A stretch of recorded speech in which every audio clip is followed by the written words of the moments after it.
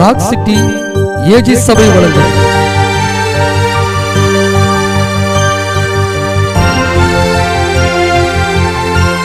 கிருபையும் சத்தியமும்.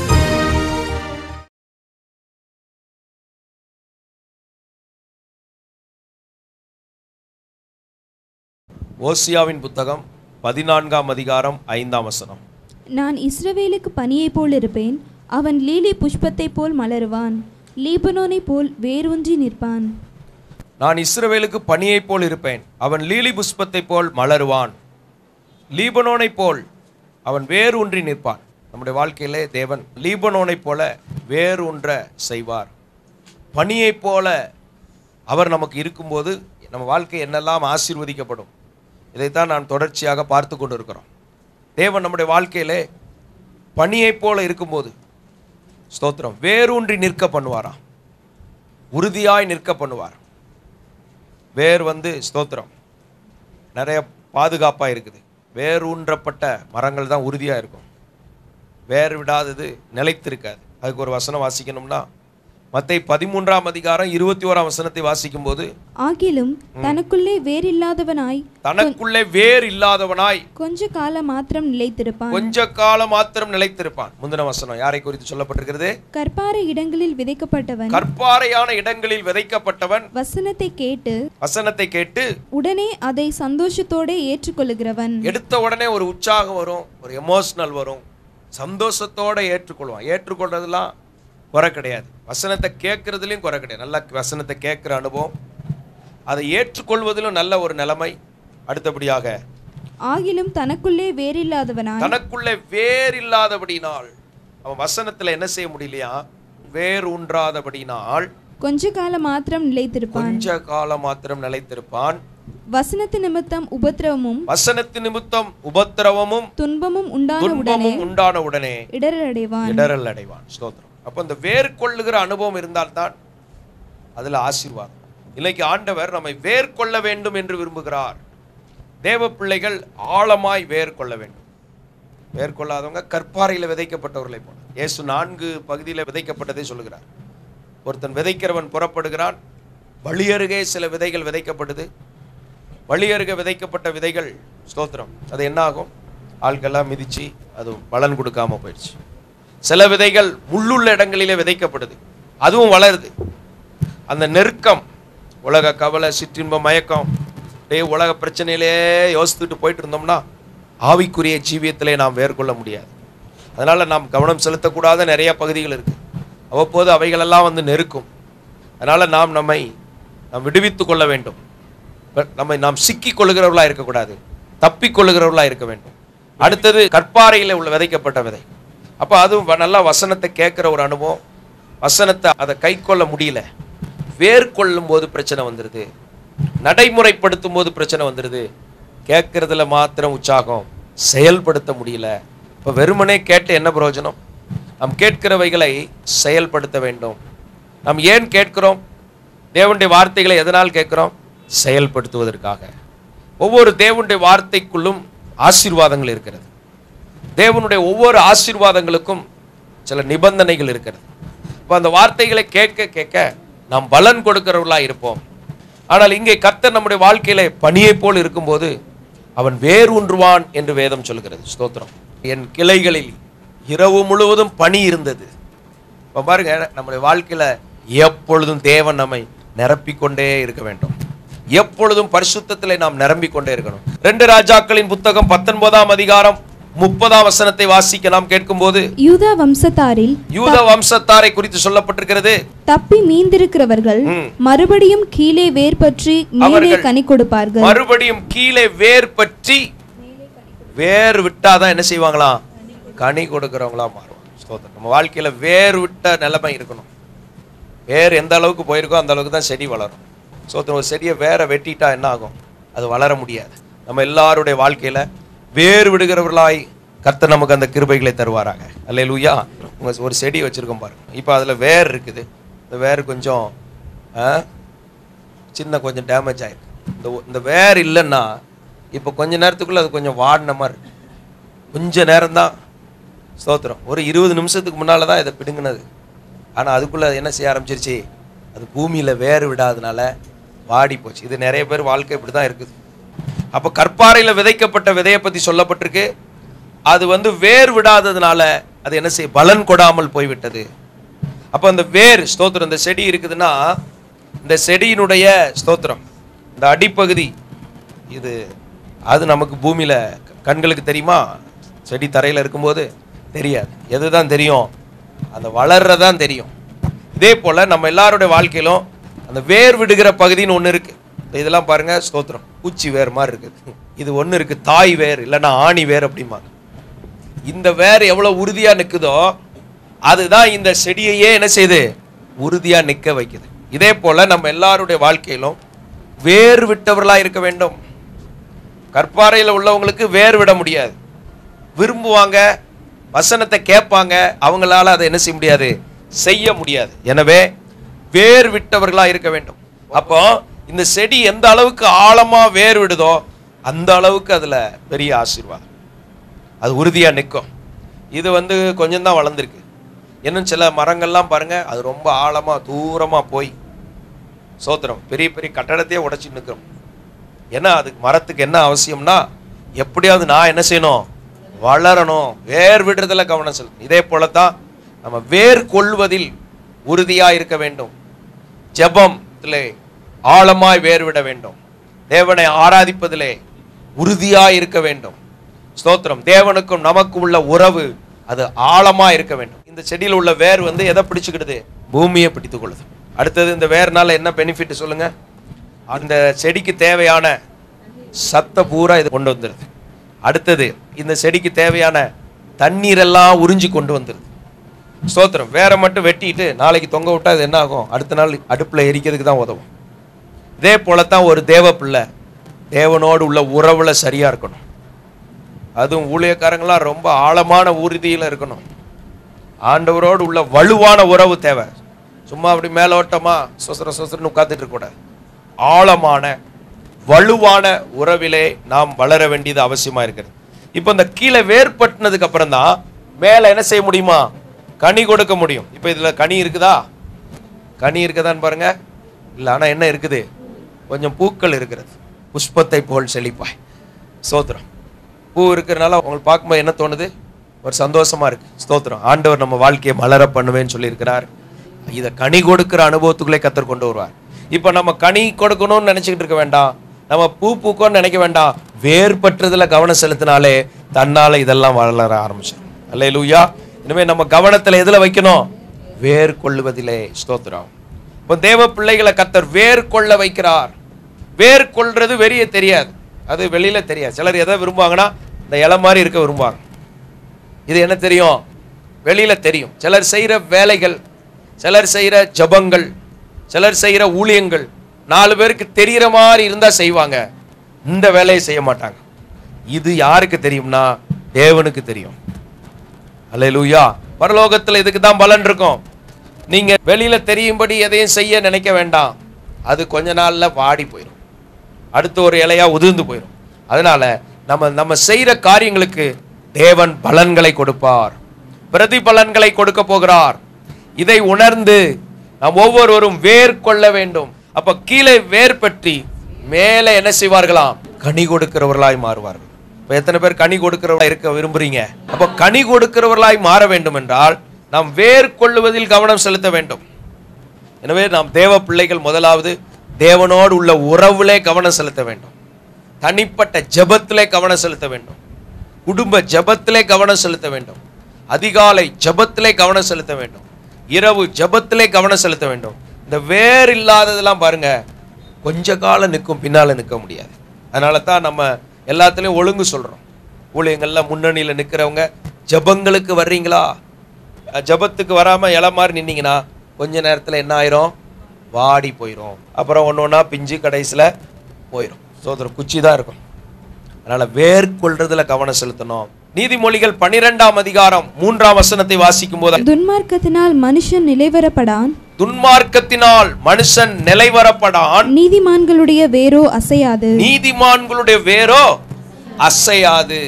துன்மார்க்கம் இருந்துச்சுன்னா இந்த வேர் என்ன செய்யாதான், நிலைவரப்படாது. துன்மார்க்கத்தினால் துன்மார்க்கத்தினால் மனுஷன் நிலைவரப்படான், மனுஷன் நிலைவரப்படான், நீதிமான்களுடைய வேரோ அசையாது. நீதிமான்களுடைய வேரோ அசையாது. துன்மார்க்கம் நம்மை நிலைவரப்பட வைக்காது. சிலருக்கு உறுதியே இருக்காது பாருங்க, அப்படியே தளம்பிக்கிட்டே இருப்பாங்க. துன்மார்க்கம் இருந்ததுன்னா நம்மளை ஸ்ட்ரென்தன் பண்ணாது. அதனால அதுல கவனம் செலுத்தி அதை வெளியே விரட்டணும். அப்ப நீதிமான் என்ன செய்வானா? ஆழமா வேர் ஊன்றிக்கிட்டே இருப்பான். ஸ்தோத்திரம். வேதம் சொல்லுது கிறிஸ்துவின் அன்பின் ஆழம். ஆழங்கள்ல நம்ம போகணும், பரிசுத்தவான்களோடு சேர்ந்து போகணும், தனியாகவும் போயிடக்கூடாது. சிலர் ஆவிக்குரிய ஜீவியத்தின் ஆழம்னு தனியா போய் அவங்களுக்கு ஆலோசனை சொல்ல ஆள் கிடையாது, அவங்க ஒத்தையிலே போயிடுவாங்க. கடைசியில் அது என்ன ஆழம்னே தெரியாது, ஆழத்தில் இருள் இருந்ததுன்னு இருக்கு. அதனால நம்ம வேர் விடணும் ஸ்ட்ராங்கா. அந்த ஐக்கியம், அதுக்கு தான் தேவன் சபையை வைத்திருக்கிறார். சபையை புறக்கணிக்கிறவனுக்குள்ள தேவ ஆவி கிடையாது. ஏனென்றால் கிறிஸ்து சபையை கட்டினார். கிறிஸ்துவின் மனவாட்டி தான் தேவ சபை. இங்க இந்த அமைப்பை ஏற்படுத்தியது இயேசு கிறிஸ்து. அல்லேலூயா. அவர்தான் இதற்கு மூளைக்கல்லா இருக்கிறார். எனவே சபை ரொம்ப முக்கியம். நானே வளர்ந்துகிடுவேன், எனக்கு யாரும் சொல்ல தேவையில்லை என்று சுயாதீன ஆவியிலே செல்வோம் என்றால் அது எப்படி இருக்கும்னா, இந்த இலை மட்டும் தனியா இருக்கிற மாதிரி இருக்கும். இயேசு கிறிஸ்து சொல்லும்போது சொல்றாரு, யோவான் 15ஆம் அதிகாரத்தில் வரும்போது, நானே மெய்யான திராட்சை செடி. ஸ்தோத்திரம். இதை உதாரணத்துக்கு எடுப்போம். இது திராட்சை செடியை இதை ஒப்பிடவே முடியாது. திராட்சை செடிங்கிறது அவ்வளோ உயர்ந்தது. ஆனா நீங்க யாருன்னு சொல்றாரு? கிளைகள். இப்போ இந்த கிளையை வெளியே எடுத்து போட்டா கொஞ்ச நேரத்தில் என்ன ஆயிரும்? ஸ்தோத்திரம். கிளையை எடுத்தாச்சு. இது இந்த செடியில இருந்துச்சுன்னா உறுதியா இருக்கும், செடியில இல்லைன்னா என்ன ஆயிரும்? வாடி போயிடும். இதே போலதான் இயேசு திராட்சை செடியா இருக்கிறார், நம்மெல்லாம் கொடிகளா இருக்கிறோம். அவரில் நிலைத்திருந்தா நம்ம மிகுந்த கனி கொடுக்கிறவங்களா மாறுவோம். இந்த கனி கொடுக்கிற செடியா இருந்தா இவர் இதை பார்த்து என்ன செய்வாராம்? சுத்தம் பண்ணுவார். ஐயோ இது தேவையில்லாத கொப்பு, சோத்திரம், இதெல்லாம் தேவையில்லாம இருக்கு, இது காட்டுல உள்ளது, யாரும் பராமரிக்கல, இதெல்லாம் தேவையில்ல, அதெல்லாம் எடுத்து இதெல்லாம் ட்ரிம் பண்ணி விடுவார். நமக்கு தேவையில்லாது வேஸ்டேஜ். சோத்திரம். தம்பி நீ இப்படி நடக்கக்கூடாது, அப்படி நட, எம்மா நீ இந்த ஜெபத்துக்கு வரணும். இதெல்லாம் என்னன்னா அந்த வேண்டாத கிளைகளை என்ன செய்யணும்? ஸ்தோத்திரம். தூங்கிட்டேன்னு சொல்லாத. தூங்கினால் எதிரி என்ன செய்வான்? களை விதைச்சிருவான். ஸ்தோத்திரம். அது தோட்டக்காரன் தோட்டத்தில் உள்ள செடிக்கு தான் இந்த வாய்ப்பு. ரோட்ல உள்ள செடியை யாரும் பராமரிக்கிற கிடையாது, வெத்தலை போட்டு துப்பிட்டு போயிடுவான். ஆனா தேவ சபையில கர்த்தர் நம்ம வைத்து பராமரிக்கிறார். ஒரு அல்லேலூயா சொல்லுங்க. அல்லேலூயா. அப்ப இப்படிப்பட்ட பாதுகாப்பு. நீதிமானின் வேர் என்ன செய்யாதான்? அசையாது. இந்த வார்த்தையை உறுதியா நம்ம எடுத்துக்கணும். நம்முடைய வேர் அசையாது. என்னுடைய வேர் அசையாம கர்த்தர் காப்பார். ஹல்லேலூயா. ஏசாயா 11ஆம் அதிகாரம் 1ஆம் வசனத்தை வாசிக்கும் போது, ஈசா என்னும் அடிமரத்திலிருந்து ஒரு துளிர் தோன்றி, ஈசா என்னும் அடிமரத்திலிருந்து ஒரு துளிர் தோன்றி, அவன் வேர்களிலிருந்து ஒரு கிளை எழும்பி செழிக்கும். அந்த வேர்ல இருந்து ஒரு கிளை எழும்பி செழிக்குமா? அப்ப இது எதை குறிக்குதுன்னா, சந்ததியை குறிக்கிறது. நம்முடைய குடும்பத்தின் சந்ததியிலிருந்து ஒரு துளிரை கர்த்தர் உண்டு பண்ணுவார். சிலரை கர்த்தர் உயர்ந்தவர்களாய் மாற்றுவார். யோசேப்பு அப்படி உயர்த்தினார். தாவீதை எடுத்து உயர்த்தினார். ஈசாயிலிருந்து தாவீதை கர்த்தர் கொண்டு வந்தார். தாவீதின் வேரிலிருந்து இயேசு கிறிஸ்து வந்தார். இதெல்லாம் சொல்லப்பட்டிருக்கு. உங்க சந்ததியிலிருந்து தெய்வீக துளிர் உண்டாக வேண்டும். அப்ப வேர் கொள்ளாதவங்களா இருந்தா நமக்குள்ள தெய்வீக துளிர் விட முடியாது. நமக்குள்ள இருக்கிற சில கிருபைகள் வெளிப்படாது. நமக்குள்ள இருக்கிற ஆவிக்குரிய வரங்கள் வெளிப்படாது. அது நிலை இல்லாமல் இருக்கும். அது உறுதியா இருக்கணும்னா நல்லா வேர் கொள்ளுகிறவர்களா இருக்க வேண்டும். அந்த கிளை எழும்பி அதுக்கப்புறம் அந்த கிளை என்ன செய்யுமா? செழிக்குமா. இதே போலதான் பரிசுத்தாவில நிரம்பி ஜெபிக்கும் போது அந்த குடும்பத்திலிருந்து துளிர்களை கர்த்தர் உண்டாக்குவார். அன்னாளுடைய வாழ்க்கை வறண்டு போயிருந்தது. வனாந்திரம், வறண்ட நிலம், கடுவெளி போல் இருந்தது. கர்த்தர் புஷ்பத்தை போல் செழிக்க பண்ணினார். அங்க இருந்து கர்த்தர் சாமுவேலை எழுப்பினார். இன்றைக்கும் நம்முடைய வாழ்க்கையில கர்த்தர் அதை செய்ய வல்லவராய் இருக்கிறார். எங்க குடும்பத்துல என்னைய கர்த்தர் ஊழியக்காரனா கர்த்தர் எடுத்தார். ஸ்தோத்திரம். இதே போல ஒவ்வொரு குடும்பத்திலும் கர்த்தர் ஒரு நபரை விசேஷப்படுத்த போதுமானவராய் இருக்கிறார். பாஸ்டர் எல்லாரையும் விசேஷப்படுத்த வேண்டாமா? எல்லாரும் விசேஷமாகட்டும். யாக்கோபுடைய 12 பிள்ளைகளை கர்த்தர் விசேஷப்படுத்தினாரே, 12 கோத்திரமா விசேஷப்படுத்தினாரே. இயேசுவோடு இருந்த 12 அப்போஸ்தலர்களை கர்த்தர் விசேஷப்படுத்தினாரே. இன்றைக்கு எல்லாரையும் விசேஷப்படுத்த அவர் போதுமானவராக இருக்கிறார். அந்த அஸ்திபாரம் உறுதியா இருக்கணும். பெற்றோர்களுடைய அந்த வேர் ஆழமா இருக்கணும் தேவனோடு. சரி, இப்போ இந்த ஆணி வேர் போயிட்டு இந்த சைடு வேர்ல மட்டும் நின்னுச்சுன்னு வைங்க, என்ன ஆகும்? இந்த செடி அது நிற்காது. அப்ப அந்த ஆணி வேர் என்பது எதை குறிக்குது? அன்னைக்கு ஒரு ஊழியர் சொல்லும்போது சொன்னார், தாய் வேர் ஆழமா இருக்கணும் அப்படின்னா. நம்ம வாழ்க்கையில என்ன வேர் ஆழமா இருக்கணும்? பரிசுத்த ஆவியானவருக்கும் நமக்கும் உள்ள உறவு, தேவனுக்கும் நமக்கும் உள்ள உறவு அது வலுவா இருந்துச்சுன்னா நம்ம போய் நிக்கிற இடத்துல கர்த்தர் கிரியை செய்வார். அல்லேலூயா. இங்க இருந்தா ஸ்தோத்திரம், எல்லா இதுக்கு வேண்டிய சத்துக்கள் எல்லாம் வருது. அப்ப கிறிஸ்துவுக்குள்ள இருந்தா நமக்கு பலன் வருது, கிறிஸ்துவுக்குள்ள இருந்தா நமக்கு ஜீவன் வருது, கிறிஸ்துவுக்குள்ள இருந்தா நமக்குள்ள கிருபை வருது, கிறிஸ்துவுக்குள்ள இருந்தா நமக்குள்ள அபிஷேகம் வருது, கிறிஸ்துவுக்குள்ள இருந்தா நமக்கு ஆசீர்வாதம் வருது. அவரோடு உள்ள உறவுல வலுவா இருக்கணும். வெறும் பேரளவுல இயேசுவை தெரிந்து வைத்தால் போதாது, ஆவிக்குரிய ரீதியா இயேசுவை அறிந்து கொள்ள வேண்டும். அல்லேலூயா. ஆண்டவருக்கு மகிமை உண்டாவதாக. ஏசாயா 37 அதிகாரம் 31 வசனத்தை வாசிக்கும் போது, யூதா வம்சத்தாரில் தப்பி மீந்திருக்கிறவர்கள் மறுபடியும் கீழே வேர் பற்றி மறுபடியும் கீழே வேர் பற்றி, ஏற்கனவே வேர் பற்றது பத்தாது, இப்ப மறுபடியும் வேர் பற்ற வேண்டும். ஏற்கனவே நாம் இயேசுவை அறிந்திருக்கிறோம், ஏற்கனவே நாம் ரட்சிக்கப்பட்டிருக்கிறோம், ஏற்கனவே சபையில் இருக்கிறோம், ஏற்கனவே வசனத்தை கேட்கிறோம், ஏற்கனவே பரிசுத்த ஆவியினால் நிரம்புகிறோம். ஆனால் இப்பொழுது கர்த்தர் சொல்லுகிறார், மறுபடியும் நீ இன்னும் வேர் பற்ற வேண்டும். இன்னும் வேர் பற்றும் போதுதான் இன்னும் வளர முடியும். அல்லேலூயா. புதிய தியாகங்கள் தேவை, புதிய கிரயங்கள் தேவை, புதிய ஜெப நேரங்கள் தேவை, இன்னும் எக்ஸ்ட்ரா உபவாசங்கள் தேவை, இன்னும் அதிகமான செயல்பாடுகள் தேவை. புதிய வேர் பற்ற வேண்டும். மறுபடியும் வேறுபட்ட கர்த்தர் கிருபை தருவாராக. 36 வசனத்துல சொல்லப்பட்டிருக்கு, அப்பொழுது கர்த்தருடைய தூதன் புறப்பட்டு அசீரியரின் பாளையத்தில், அசீரியனுடைய பாளையத்திற்குள் 1,85,000 பேரை சங்கரித்தான்.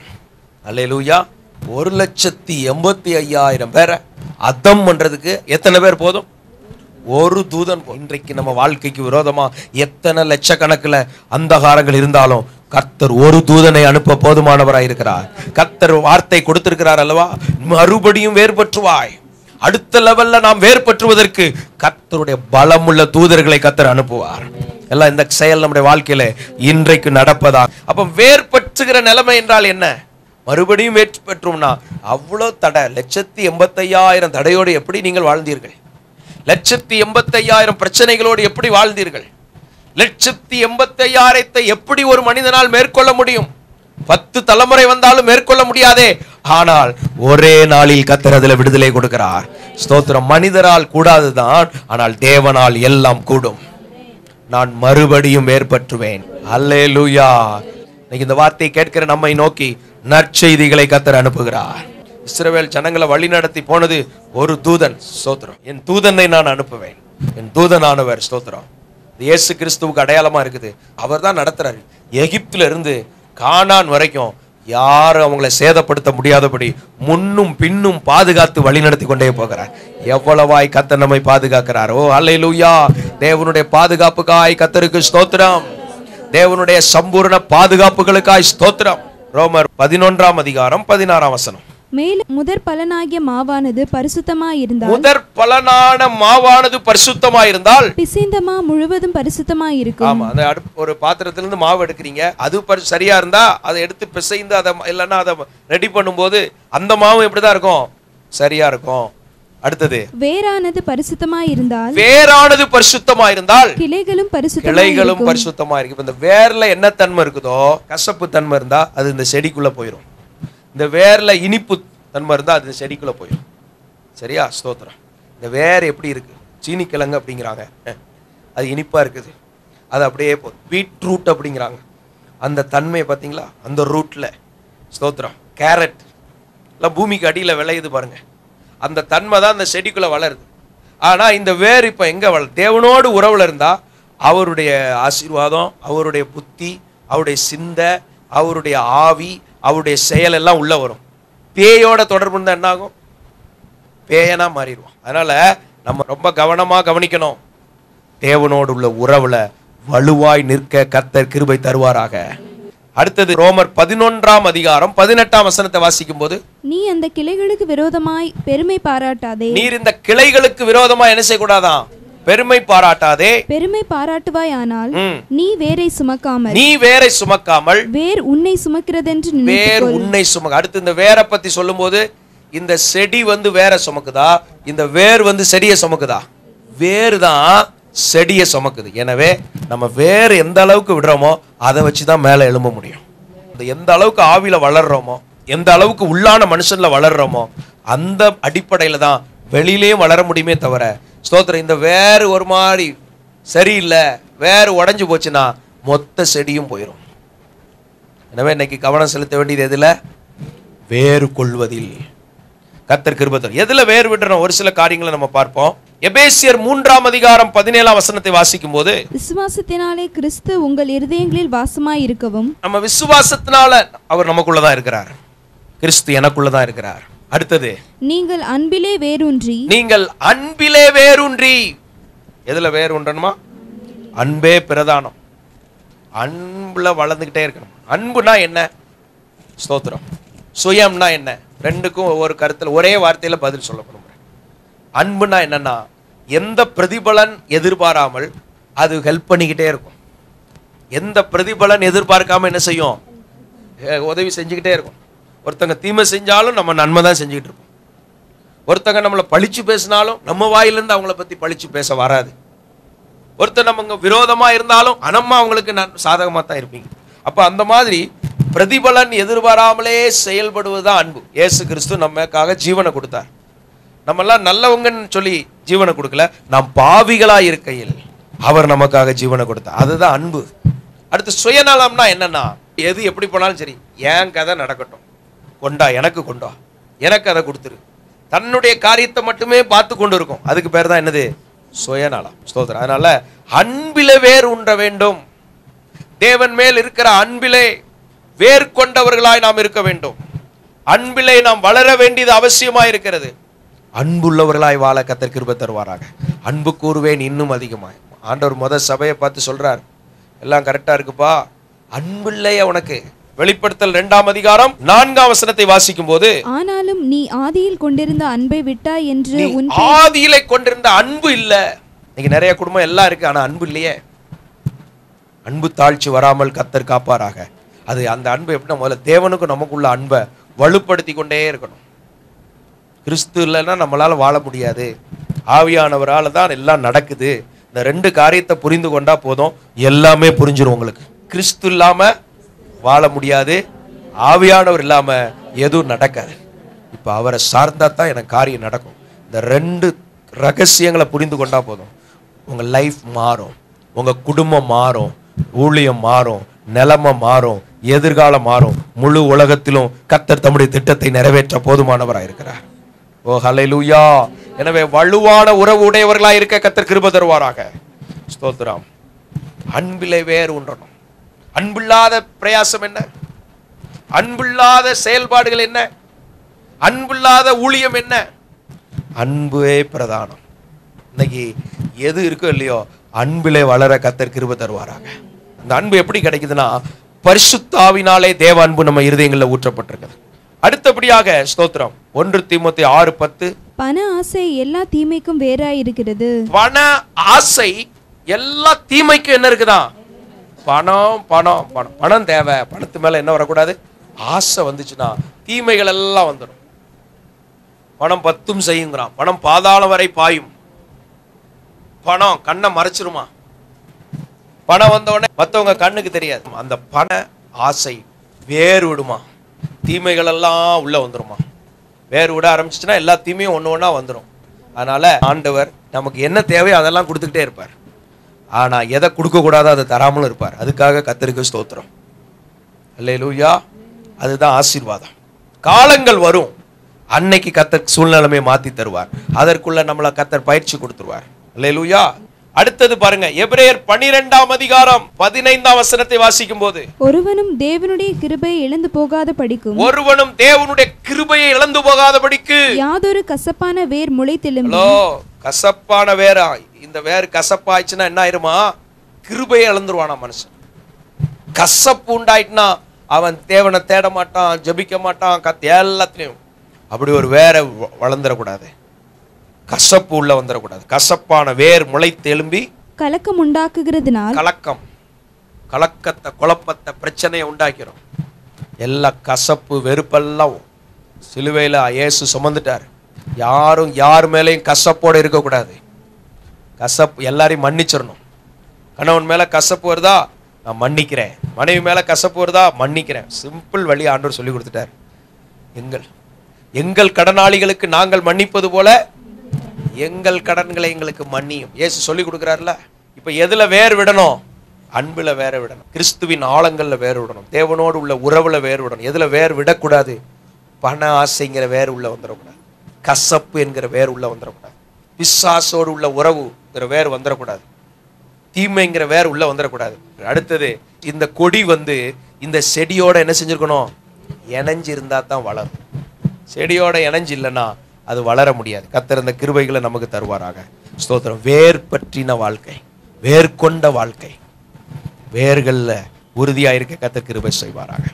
நம்ம எல்லாரும் ஜெபம் பண்ணுவோமா? பரிசுத்த ஆவியானவர் நம்மோடு இடைபடுவார். நீர் தந்த வார்த்தைகளுக்காக உமக்கு ஸ்தோத்திரம். நீர் எங்களோடு பேசி நம்முடைய வார்த்தைகளுக்காக ஸ்தோத்திரம். பரலோக தேவனே உமக்கு ஸ்தோத்திரம். இந்த வார்த்தைகளை கேட்ட ஒவ்வொருவரையும் ஆசீர்வதியும். ஒவ்வொருடைய வாழ்க்கையிலும் வேர் கொள்ளுவதிலே, ஆழமாய் வேர் கொள்ளுவதிலே ஆண்டவரே கிருபை செய்வீராக. கற்பாறையின் மேல் விதைக்கப்பட்ட விதையாயிராதபடி, உலர்ந்து போகிற வாழ்க்கை இராதபடி தெய்வீக ஆழங்களிலே வேர் கொள்ள கர்த்தர் கிருபை செய்வீராக. கசப்பு வேர்கள் பிடுங்கி எடுக்கப்படுவதாக. கனி கொடாத அத்தி மரங்கள் பிடுங்கப்படுவதாக. தடைகளா இருக்கிறவைகள் பிடுங்கப்படட்டும் ஆண்டவரே. ஆவிக்குரிய வாழ்க்கை செழிப்பாய் மாறட்டும் ஆண்டவரே. பண ஆசை என்கிற வேர் உள்ளே வராதபடி கர்த்தர் எங்களை காப்பீராக. உமக்கு ஸ்தோத்திரம் ஆண்டவரே. நாங்கள் உம்மை துதிக்கிறோம், ஸ்தோத்தரிக்கிறோம். நாங்கள் இப்பொழுதே அந்த கிருபைகளை வாஞ்சிக்கிறோம். தேவன் எங்கள் எல்லாருக்கும் இப்பொழுதே அந்த கிருபைகளை தருவீராக. ஆசீர்வதிங்க. உங்க நாமம் மகிமைப்படட்டும். காத்துக்கொள்ளுங்க. இயேசுவின் நாமத்தில் ஜெபிக்கிறோம் எங்கள் நல்ல பிதாவே. Amen. Rock city AG church service timing Sunday morning 5 a.m., 7 a.m., 9 a.m. and 11 a.m. Evening 6:30 p.m. Branch Church AG Blessing Center. Sunday morning service 9 a.m. near Ariyamangalam EB Office Street, Thidir Nagar Road. Our address AM Plaza, number 8/1, second floor, opposite Sidambaram Mahal, Trichy 620002. Cell phone 9976607364.